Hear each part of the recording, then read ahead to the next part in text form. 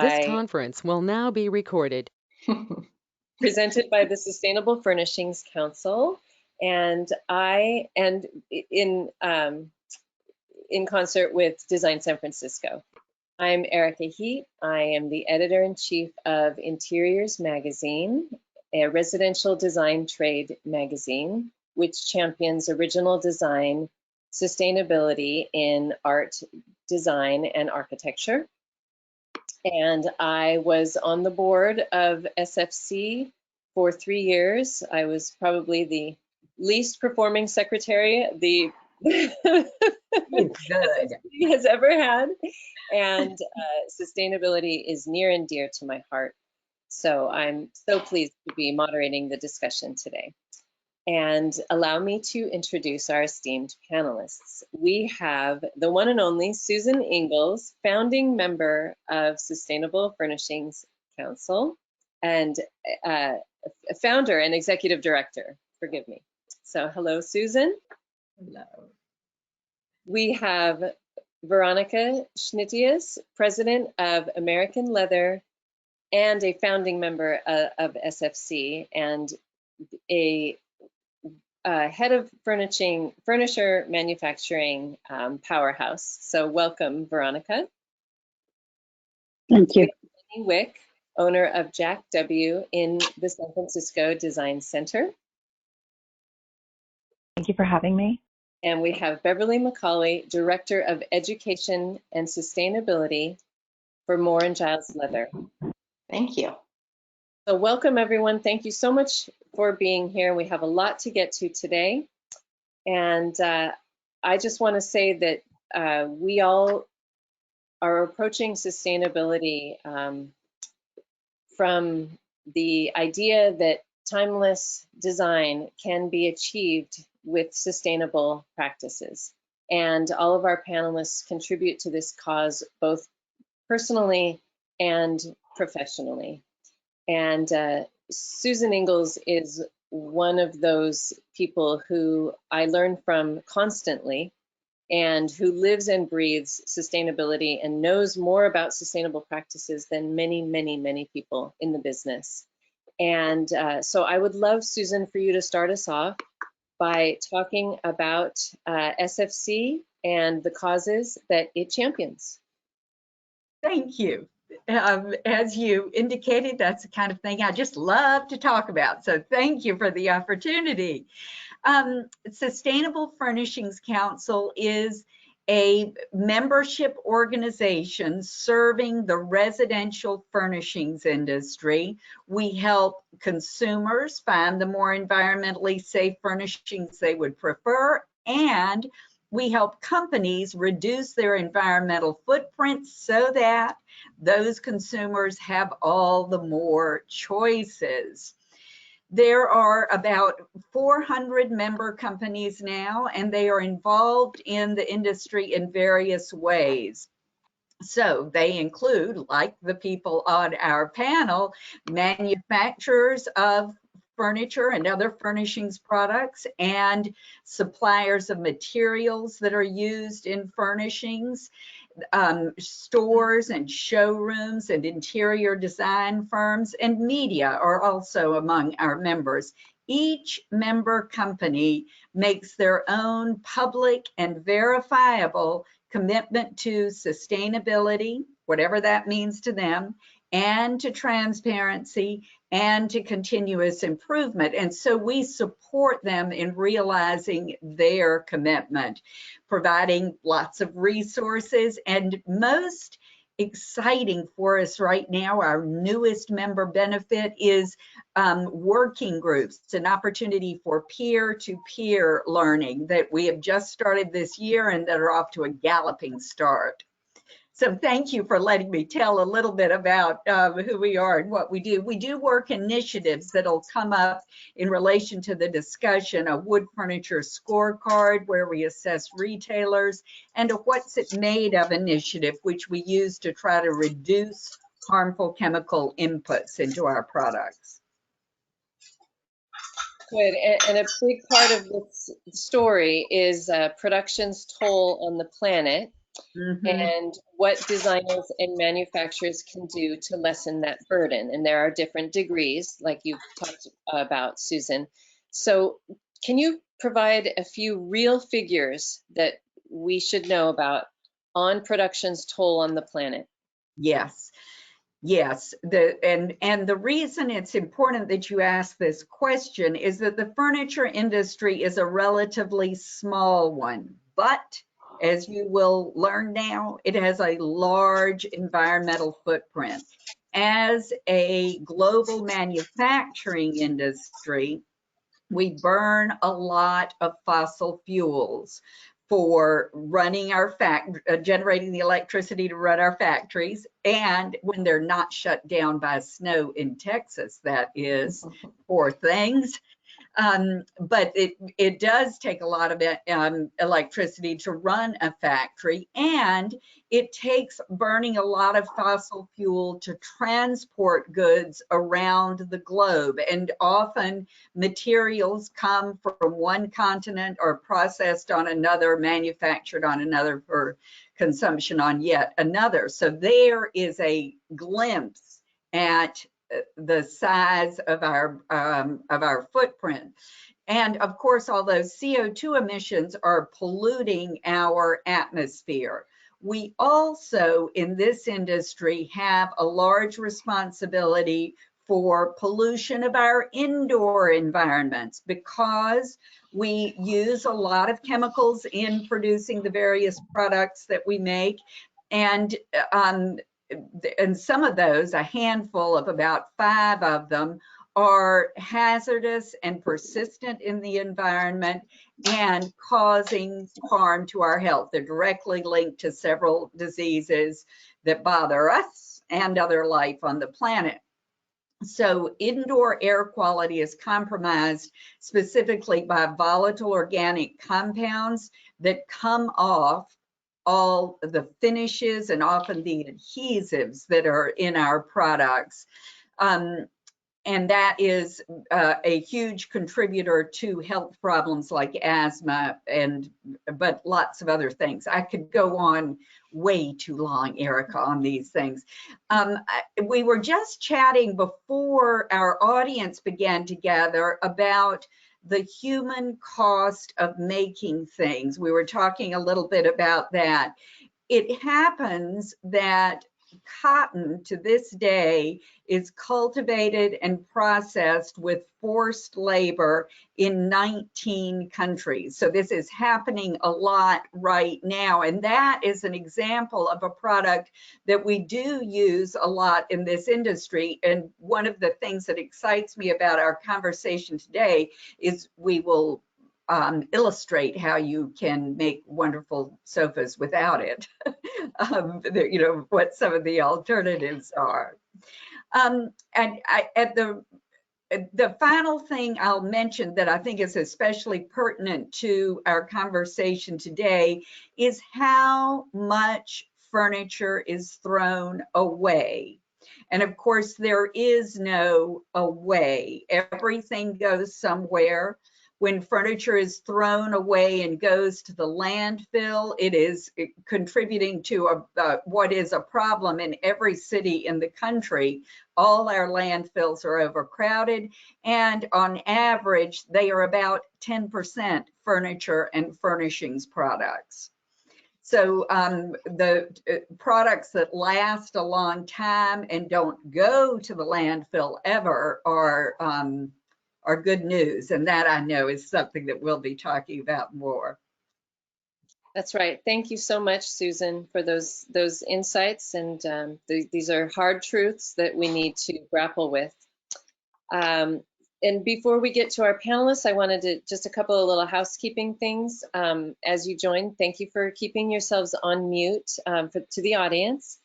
And if you do have questions for our panelists, please use the chat command. There's a little chat bubble in the upper right, and we will save some time for your questions at the end. So we're going to start with an overarching philosophical question that is a kind of a big picture idea. What is the meaning or definition of sustainability to all of you? So why don't we start with you, Jenne, if you don't mind? You're putting me on the spot. Well, first, let me apologize. There's a little hammering in the background, so I will try and speak up. Sustainability is an ever-evolving thing. We are constantly learning about ways to be more sustainable. And so to define it in a very specific way is, I think, almost impossible. When I think about sustainability, I think about the full cycle. How is a product produced? How are the people at the factories being treated? What is the craft behind it? Who designed it? What are the materials being used in it? How does it affect people's health? And as Susan mentioned, what happens to it at the end of its life? So you can be sustainable in so many ways. You can repurpose a chair, reupholster it. That's a wonderful way to be sustainable. You can be conscious about the materials that are in the products that you are consuming. But I think it's really just an overall consciousness about consumption and trying to learn as much as we can about ways to be careful about what we use. Very nice.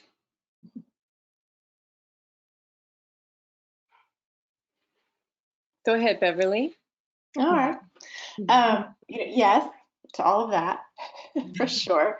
I think it's an always changing answer, but the bottom line to me is just that to make conscious decisions, like mindful decisions that reach beyond ourselves. So by intentionally choosing to create a more healthy environment for future generations and the planet, so better than it is today, and continue that cycle.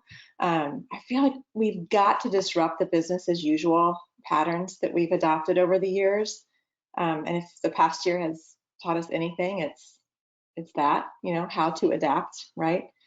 And then also, to me, circularity, and you might hear me mention that more today, is necessary to push the needle forward, in my opinion. Great. How about for you, Veronica? Well, I think a lot of what's said already, but to me, it's as simple as having a great present without sacrificing the future. And I'm just not talking about the future of my daughter that is 8, but the future of her daughter or her kids, right? So it's that mission of we don't have to not enjoy the present, but we can enjoy it and also make the future better, right? Is materials, is people, is the environment, because a lot of people think about sustainability like it's green, right? Like, oh, we're protecting the environment. We are, but the environment is just not the air that we breathe in. It's not the mountains we enjoy, but it's the people that is around us, right? It is everything. So I think thinking about sustainability in a more holistic way is something that people still don't understand, and we don't talk enough about it. So that's what I'm really passionate about. And you do it every day. You save an hour to save a day to save the future.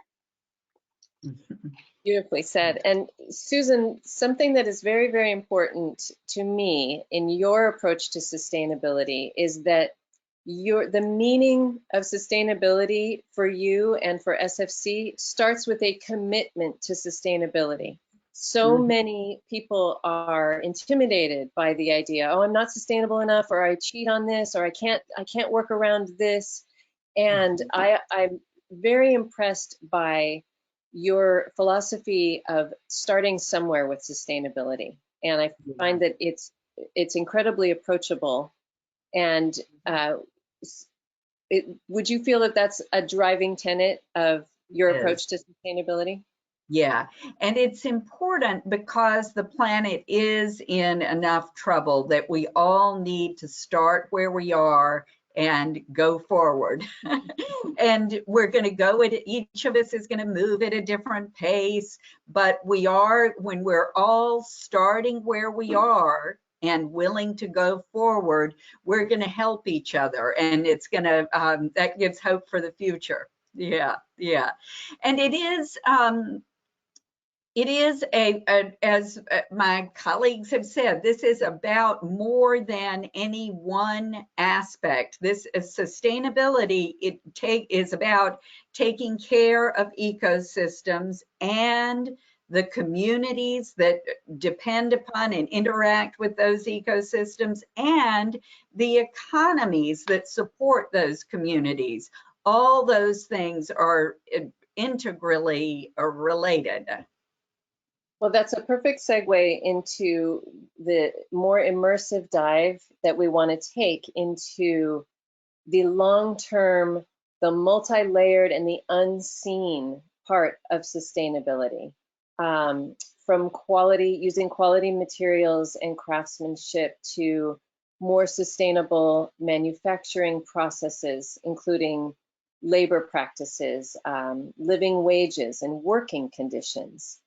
So I would love for each of you to touch on the importance of recognizing and working with those parts of sustainability, especially in what you do, of course, and who you work with. Let's start with Veronica. I knew it. Well, when we talk about labor and labor conditions, that's probably the area of sustainability that I'm the most passionate about.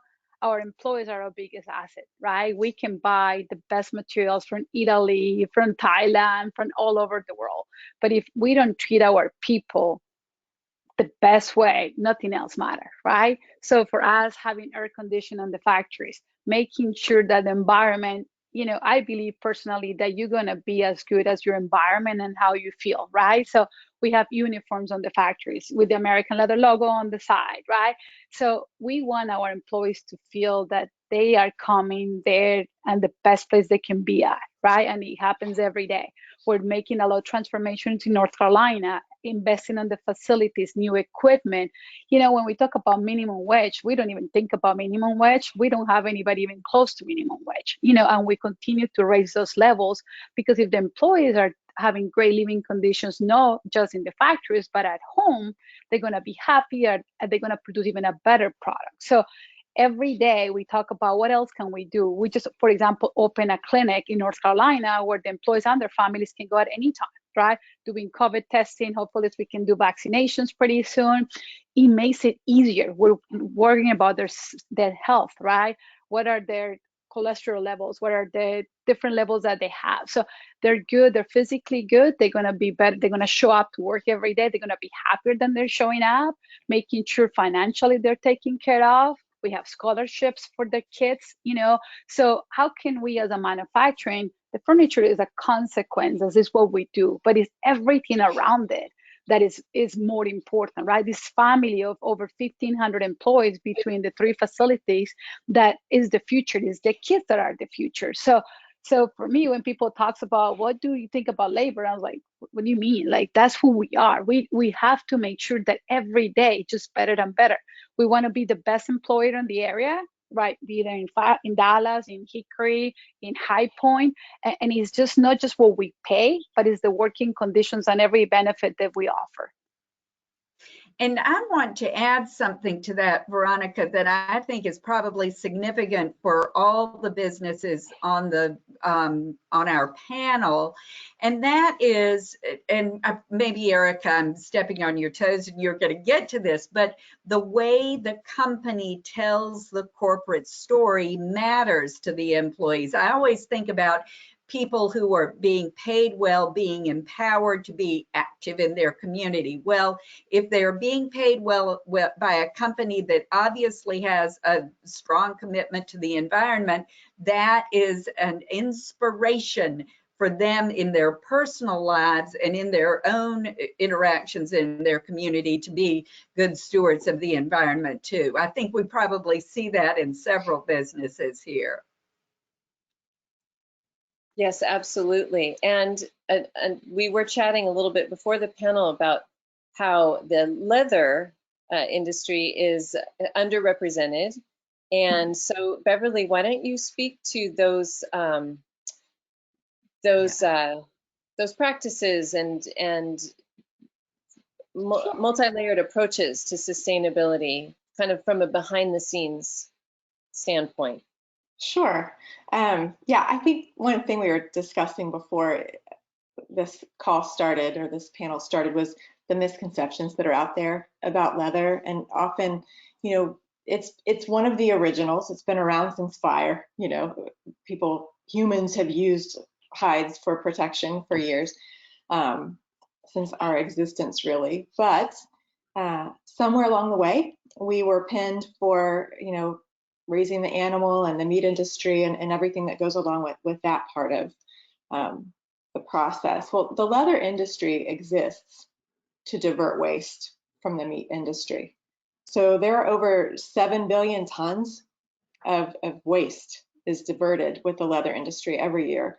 If people quit eating meat today, once we ran through the existing hides that were left, there would be no more leather. So we are a byproduct and have nothing to do with the animal. However, some good things have happened that people are really unaware of because of the leather industry and a lot of the restrictions around that industry. Tanneries have actually been able to not only change and improve animal welfare, but they've been able to improve legislation around that in many of the countries that we deal with, which is pretty cool. The tanning process has been under fire as well. Again, any industry that has thousands of years of history is going to have, you know, have had room to improve over the years. But now the tanning industry is wonderful. They are reducing their energy, using alternative energy, reducing their water usage, audited by third-party folks. The chemistry is usually what comes under fire with the tanning process for leather, and the improvements that have been made have been amazing. I'm sure we'll talk about more a little bit later, some really new innovative stuff, but our tanneries are required to meet European REACH regulations. So there are, you know, if there are products on the REACH list, the red list for REACH, they're not going to be allowed in the tannery.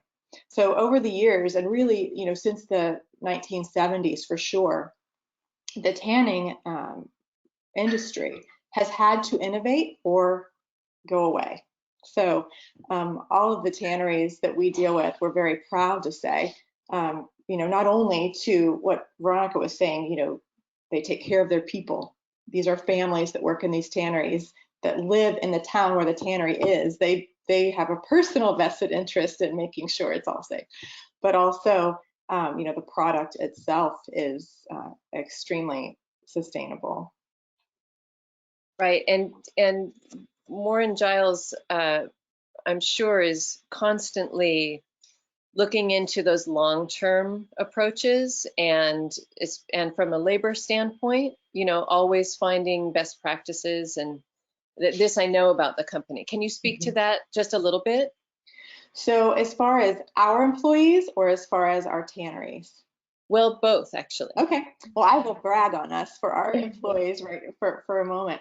And, you know, and you're all going to want to come work here. And I'm just going to tell you, I don't know if you can.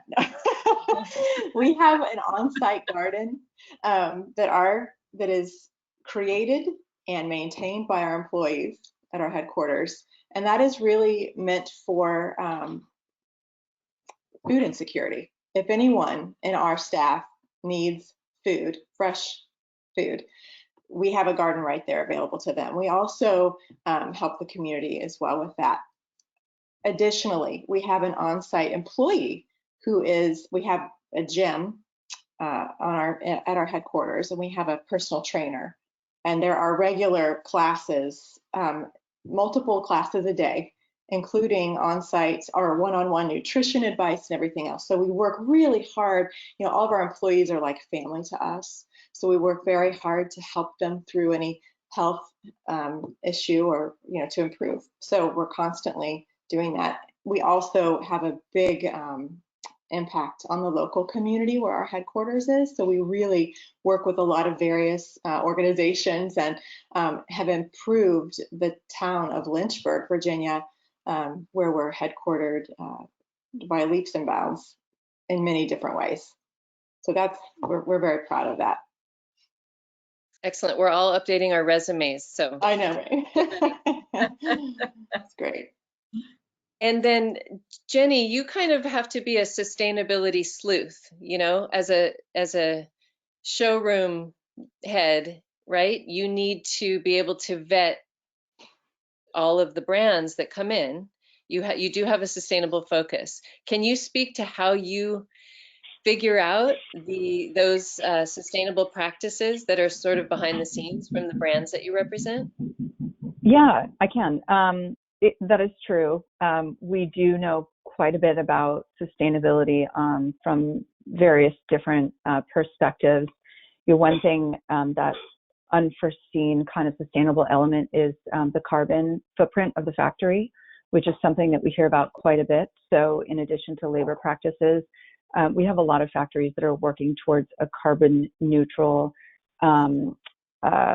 facility, and many of them are. And we actually have one facility which is burning more carbon than they produce, and they did that by planting trees outside of their factory in England. So, you know, that's one of the things that we learned quite a bit about. It doesn't necessarily add to the direct consumer's perspective, but I think it's a valuable thing to think about, because you know, there are choices that we can make as consumers.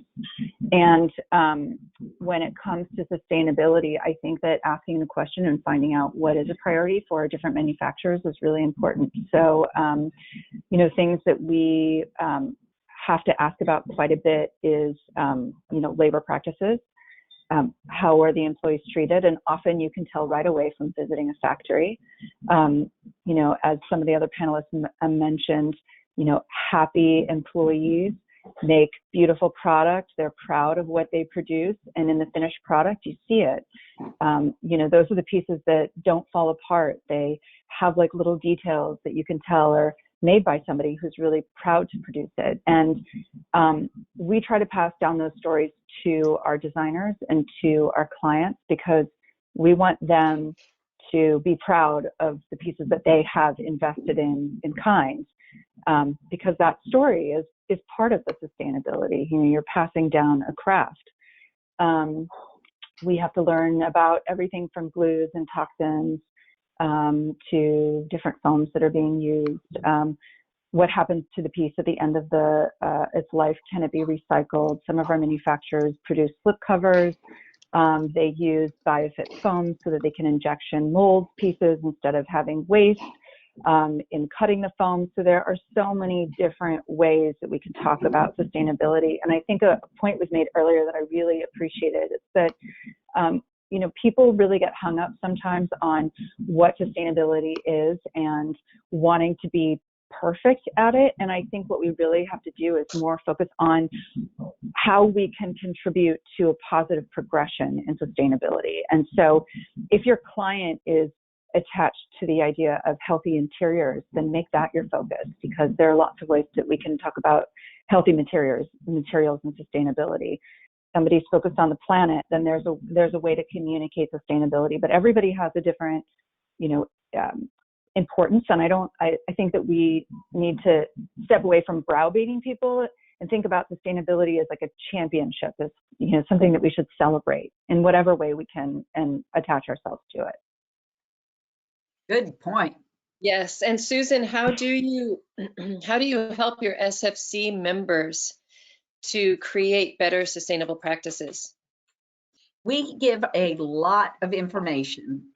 So we do provide resources and guidance and lots of educational programming, and we provide this peer-to-peer learning opportunity in these working groups that we have launched this year. Sustainability is an umbrella term. It's a broad umbrella. There are many issues that fall under this wide umbrella. We have formed 6 working groups, and they are on reducing carbon, on maintaining health and wellness, on ensuring social equity, on reducing waste, on managing water, and on incorporating circularity. And as you can hear, that's a pretty good smorgasbord of options. And you could, as a member, you can participate in all the working groups, but you can choose whichever one is most appealing or fits best with your current priorities. And likely you will make real significant progress by sharing in the presence of your colleagues what you're challenged by and what you've had success with. Great.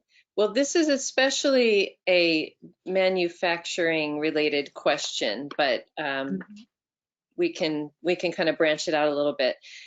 What's important in addition to what we add to the story of sustainability is what we take away.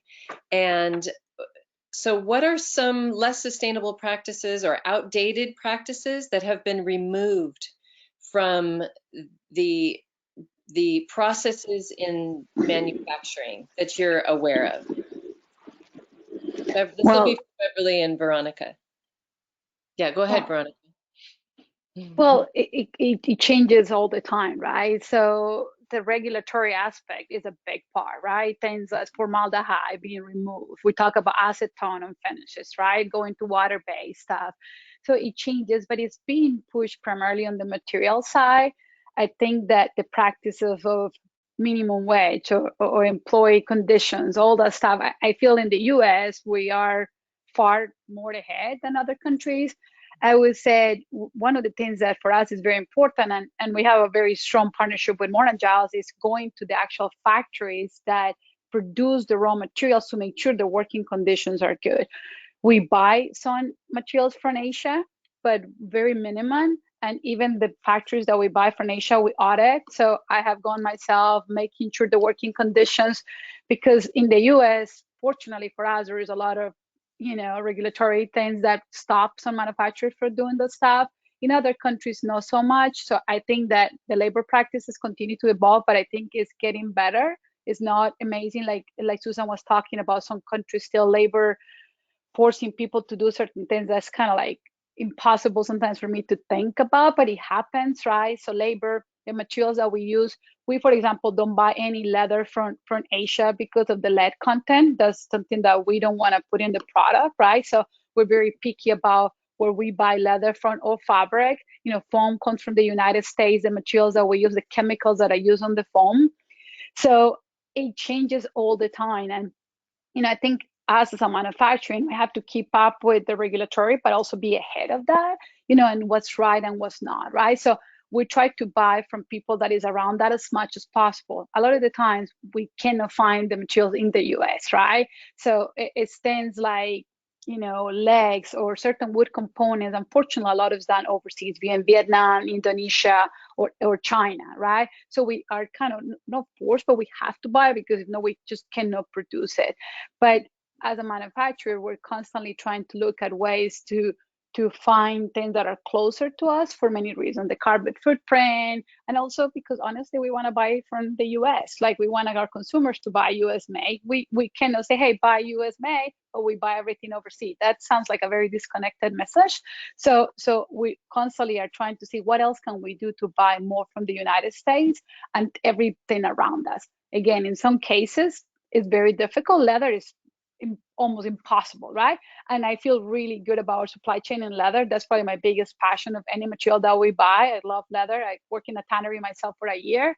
So I love leather. So Italy is a big part. We don't buy anything from South America, and I'm South American and Colombian. You know what I mean? So even though it goes against my country where I come from, but we don't feel safe buying from some stuff there, right? So it's making sure that we preach what we want people to do, but we also like walk the talk, right? It's so easy to talk, oh, we do this, but we have to walk it, and like you said, we don't have to be perfect. We're no zero footprint, but we're trying every day to get closer and closer. Thank you. And Beverly, what has been streamlined in the leather manufacturing process? Yeah, well, I would say, there are a lot of things that are happening out there that are very exciting, including new types of chemistry. I think, as Veronica mentioned, the regulations are always changing. I mean, twice a year they look at the REACH list and add new chemicals that are no-nos. So our tanneries abide by those.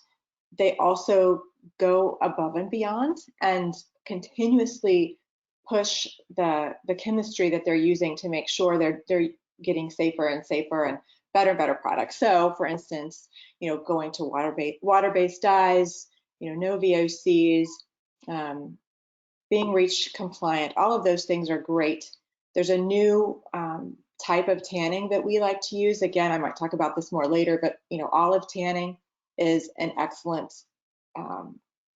example of how things have changed. It's a completely different tanning process using the byproduct of fallen olive leaves to tan the byproduct of leather. It is organic, it is water-based, it is achieved Cradle to Cradle Gold Award. It is a really great new green chemistry that I think can turn the industry on its ear. And we're proud to have 4 and growing products in that category. So that's super exciting. Also, another area is water. So as I mentioned earlier, I maybe have mentioned that water is one of the key ingredients when you're making leather in the tanning industry. So obviously then water regulations, especially in the European countries, have really gotten strict, which is good. But our tanneries have gone above and beyond there too, to where they have third-party auditors come in and double check their water at, with no notice, surprise checks, just to make sure they're abiding by all of those really great regulations. They clean the water on site, and in many cases, they have found that once the water's come in, it's been used for tanning, it's been cleaned, it is more clean, after that process than it was when it entered the building from the regular, city water. So really, really great. And then I guess the last thing I'll mention is a organization called the Leather Working Group. They're auditing many things regarding a tannery facility all over the world. They'll go in and look at, how are the employees treated, as well as, the energy use, the water use, the consumption, the chemistry, all of those things are looked at, and they're graded and held to their, what they've done, and continually audited to keep their label. So that's something that many of our tanneries have done, and it's something fairly new to the tanning industry that I think is pushing even further, which is great. Very nice. Well, let's move to the concept of original design, which is very, very important to us at Interiors. We champion original design and intellectual property rights, and we are constantly trying to weed out any notion of knockoffs. It has no place in our industry, and it's bad for what we do, and it's bad for the environment. So let's talk about how important original design is. I know, Jenne, that you have a showroom full of original, brands, and who put the kind of R&D into what they do, like Moore and Giles and American Leather, and it costs money. There's a certain commitment to originality that is worth pursuing. So Jenne, why don't we start with you on the subject of the importance of championing original design and knocking off knockoffs? Sure, I'm happy to talk about this. Nothing makes me more frustrated than seeing a knockoff of one of my manufacturers. We have quite a large range of manufacturers that are actually fairly small, and a lot of these are family-owned businesses. They are third, fourth generation family-owned, and they really not only support sustainability, but they support good working conditions for their employees, and they're innovative, and they care about the product that they're putting into the world. And I think it's really important in our industry, as advocates for design, as designers, as sellers, to really educate our clients and community about the importance of investing in these pieces. You know, this goes back to what I said before. Sometimes people have different priorities around investing, and some people, they just think about, you know, the cost perspective. I saw actually a question in the chat about that. You know, if we're investing in sustainability, yes, it actually might be more expensive than somebody who is knocking off a similar product. But the reason why they're knocking off that product and selling it at a cheaper price is because it's cheaper. It is not welded properly. It's probably, they're probably cutting corners with cheaper materials. It will deteriorate faster, which adds to waste in our communities. You know, on an ethical standpoint, you really also have to ask yourself, like, as a designer, if you walked into a space and it was a carbon copy of something that you had created, you know, how would it make you feel? And we are all designers participating in this community. I think we owe it to ourselves to support each other and to champion original design. I get questions oftentimes about cost, and you know, somebody can't afford a certain chair. Well, we have a company called Emiko, which was actually part of a very famous class action lawsuit against, or a lawsuit against Restoration Hardware, who knocked off their Navy chair. And what Emiko has done is they've now produced a version of the Navy chair that's made out of recycled plastic. Some people know it as the Coca-Cola chair. They recycle plastic bottles. They've partnered with different facilities who are grinding down the plastics, injection molding them, and they sell it for a third of the price. So people are creating opportunities to invest in design. So I think just as a consumer, we have to make it a priority to find those designs. Etsy is a great place to go find original design if it's really important to you. So I can talk about that a lot. Absolutely. Well, perfectly stated. Thank you. And from a leather standpoint, that's, to me, it's not so much, I mean, it's what you're talking about is the really cheap versions, and sometimes dangerous. So it's not so much of an intellectual property standpoint, but it's more of a just terrible for your health and for the environment. You know, Veronica was talking about lead. I mean, I had no idea that lead would show up in leather. It's horrifying. So I imagine that's your angle from the leather. Yeah. Yes. Again, just like Jenny, I could talk about this for a while, so I'll try to make it short.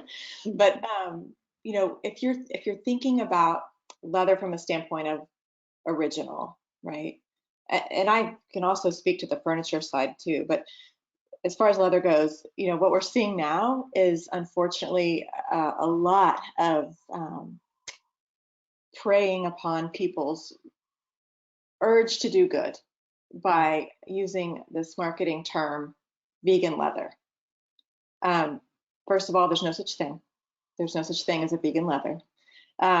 You have to be, if you're leather, you are an animal hide, you are the original. Anything else is an imitation.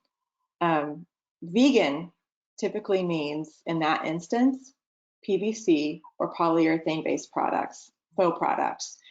You know, it's unfortunate because it's just become this term that, you know, people are automatically seeing it as this wonderful thing, or thinking, oh, it's made out of plant material or whatever, but that's not the case.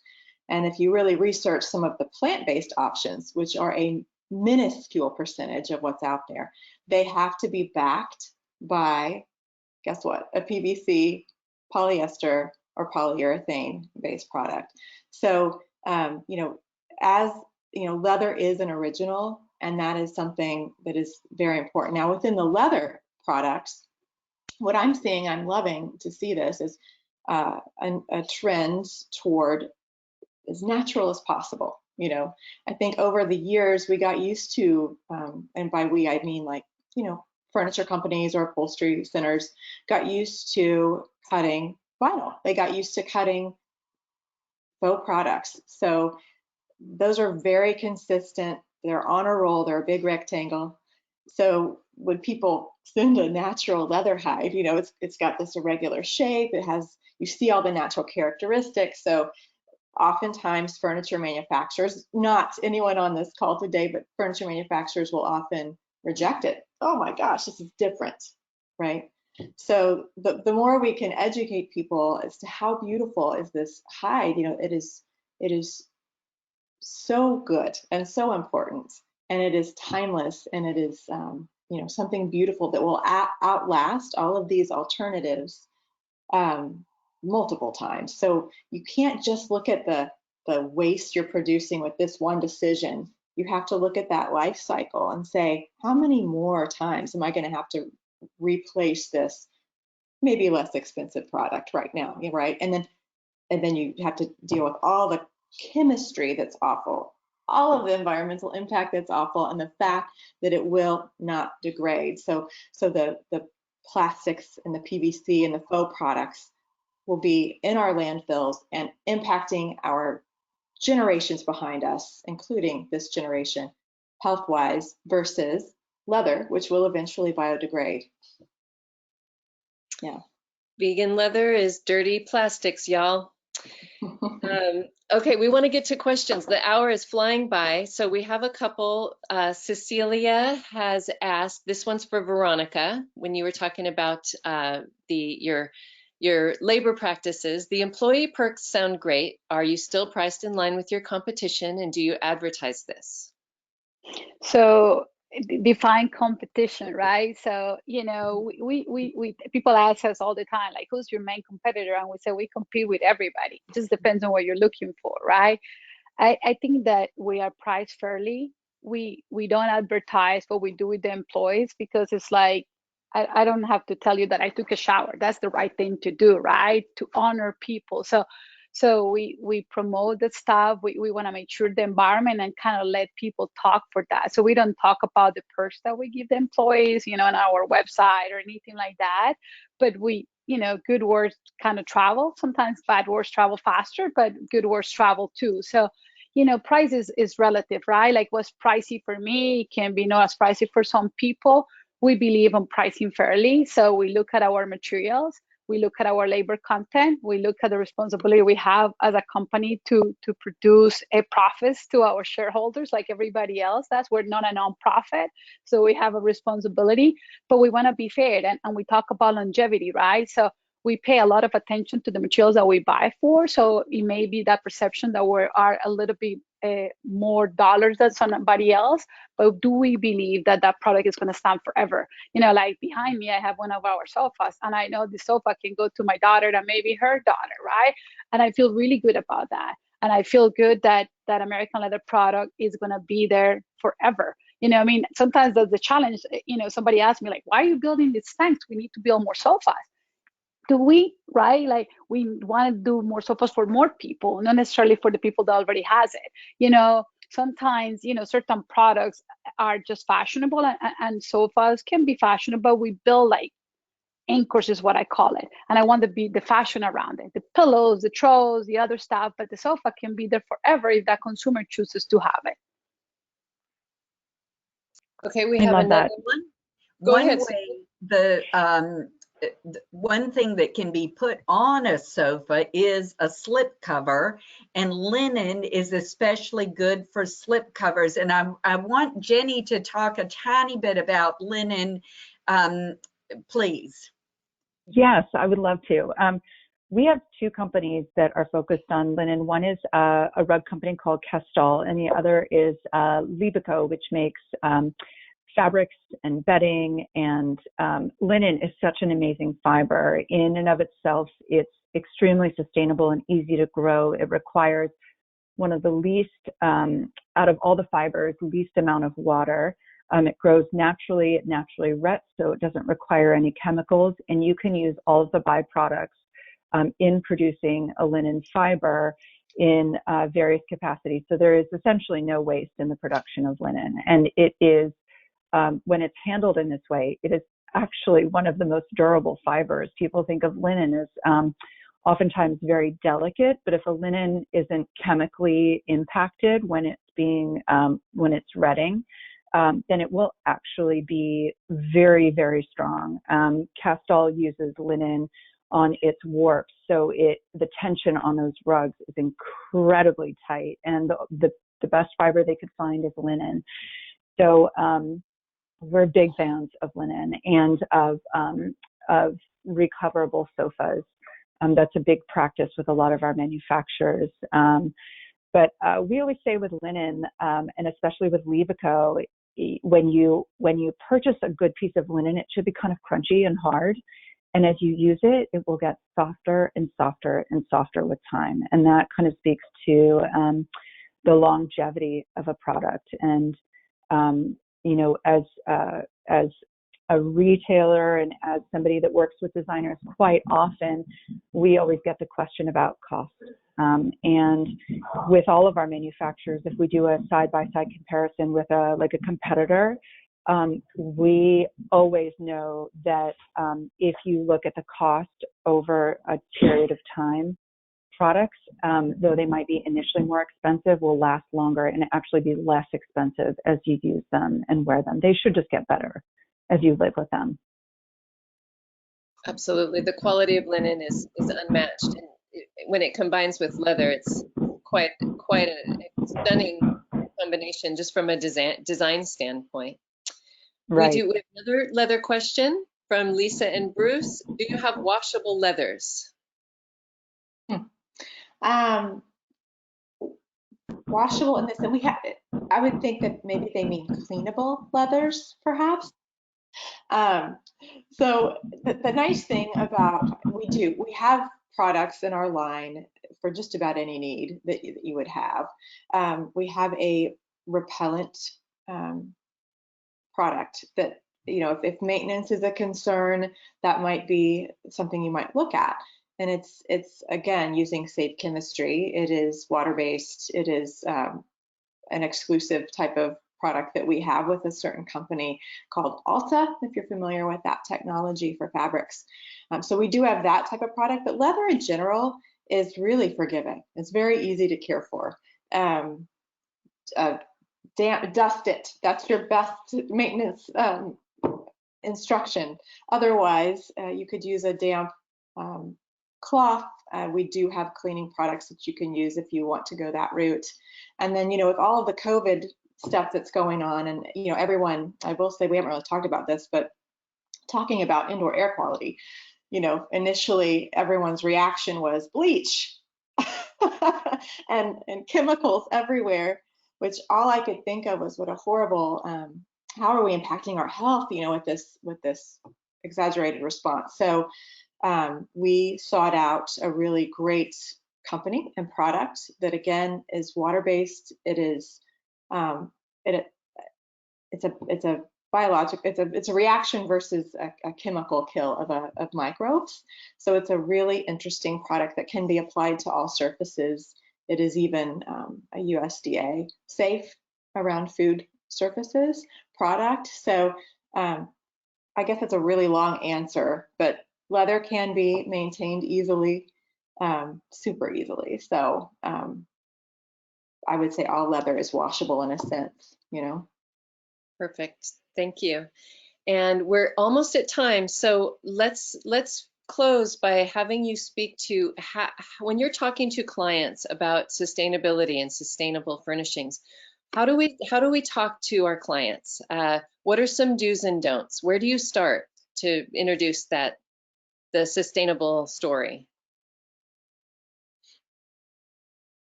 Sorry, I'll just jump in. First of all, I never make anyone feel bad about asking a question about sustainability, because there is so much misinformation out there, and I love it when people are curious. So I would say the first thing is engage in the conversation. The other thing that I love about people asking me questions is oftentimes people will ask a question and they'll challenge me to dig deeper. And so engaging in the conversation is really, really important. And then I would say, you know, when you're working with clients and you want to promote sustainability, sometimes it's not at the top of their priority list. And so I think as educators, it's really important for us to find out what is important to a person and then teach them and talk to them about how sustainable practices can make that priority feasible for them. So it could be their own personal health, it could be the health of the planet, it could be ethical practices, but ask them what's important to them and then use that as a talking point. Because as for an hour, we've talked about like little tiny bits of sustainability in the design industry. And, you could talk somebody's ear off to the point that you're blue in the face. But at the end of the day, what we want to do is just engage with people. So I would say you find out what makes them kind of shine and get excited, and then talk about that. Good idea. I will point out that on sustainablefurnishings.org, we have a resources section. And one of the things in there is a quick buying guide. And there are lots of short bits of information that are useful for conversations with your clients, as well as being useful when you're making choices and decisions yourself. I would say also, to Jenny's point, it's the energy we bring to the conversation. So it is really easy to feel, once you start really looking at the nature of things, you can go down a wormhole pretty quickly and get a little anxious. In fact, there's a huge increase in anxiety, climate anxiety, especially with our young people, our children, understandably.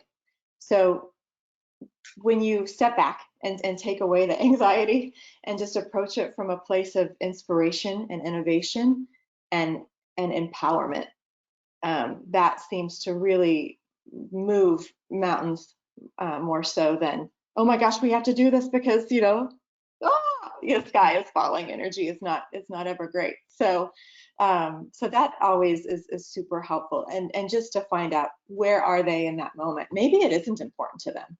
So you can bring up other parts of the conversation. What are your kids learning? Or do they push you to recycle at home?